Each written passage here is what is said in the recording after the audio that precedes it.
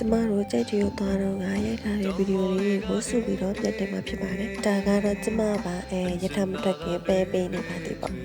အဲ့လိုမျိုးတကယ်ချင်းနေတဲ့စုပြီးရထားတဲ့ပေါ်ရတာကပို့ပြီးတော့ပြောဖို့ကောင်းပါလားနော်ရထားလက်မှတ်ကိုတော့ယူယူနေမယ်ကျမတို့လည်းဝယ်ထားပါတယ်ဒီမှာပဲကြည့်လိုက်ပါတော့သူတို့လည်းအရင်ပြန်ကြပါသေးပေါ့ဒီခရီးကိုသွားဖို့ကျမတို့ရဲ့အချိန်တစ်လလောက်ညှိယူခဲ့ရပါတယ်အဲ့ဒါနဲ့ပဲနောက်ဆုံးတော့ပြတ်သွားပါတယ်ရထားပေါ်မှာသူလေးလောက်စားရတာကိုတော့အရင်ကြိုက်ပါတယ်ရထားစီရတာတော့တခုတော့ပြောဖို့ကောင်းပါတယ်မဟုတ်စေတဲ့ကအများကြီးပဲကျမတို့ရဲ့နေ့လည်ဆောင်ကိုတော့ထမင်းနှုတ်နဲ့ပဲဖြည့်ရှင်းလိုက်ပါတယ်ကျမတို့ကြိုက်တူကင်းကိုတော့7 ခွဲလောက်မှရောက်ပါတယ်ကြိုက်တူကင်းကနေ30ကြိုက်တူတောင်ချီကိုသွားဖို့ကားထက်စီရပါပဲကျမတို့ကတော့ကားကြိုးခေါ်ထားပါတယ်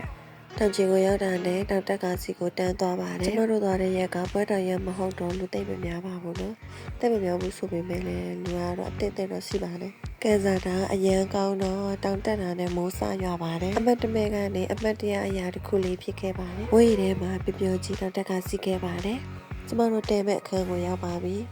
သူတို့ရဲ့အခြေအနေလေးတွေကိုကြည့်ပါအောင်စူးစီးနေနေဖြစ်ကောင်းပြီအခန်းကလည်းကျမတို့ကြိုပြီးတော့ကားထားတာဆိုတော့အဆင်ပြေသွားပါတယ်ရေချိုးအဝတ်စားလေးပြီးတော့ကျမတို့တောင်ပေါ်တက်ပါတယ်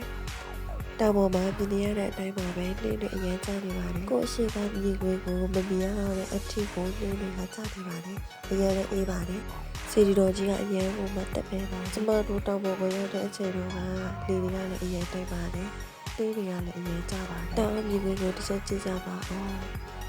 ပြီးတော့ကျမတို့မော့ဇီလာဘက်ကိုသွားခဲ့ပါတယ်ကိုကိုဘယ်သူမှမလိုအပ်ဘူးလို့ထင်ရင်ကြက်ချီမော့ဇီလာဘက်ကိုသွားကြည့်ပါနော်ဒါကတော့ကြက်ချီစီစီတော်ကြီးကိုမနေ့ပဲပြည့်ရတဲ့မျိုးလေးပါနော်ပြီးတော့ကျမဖျက်စစ်ခိုးပါမယ်ဘာတွေဆွတောင်းနေလဲဆိုတာတော့မပြောပြတော့ပါဘူးနော်ကျမရဲ့ကြက်ချီဘလော့လေးကတော့ဒီလောက်ပါပဲအားလုံးကိုကျေးဇူးတင်ပါတယ်